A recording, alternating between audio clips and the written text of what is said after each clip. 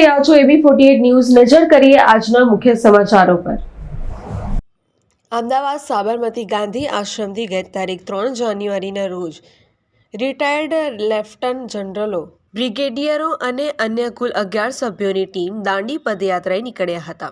આ દાંડી પદયાત્રામાં retired lieutenant general Anil Puri, retired lieutenant general MV Suchindra Kumar તેમજ brigadier SK Chaturvedi, Girish Joshi, Tushar Mishra, V Srinivasan સહિત 11 બ્રિગેડિયરોનો ટીમ સમાવેશ થયેલ છે.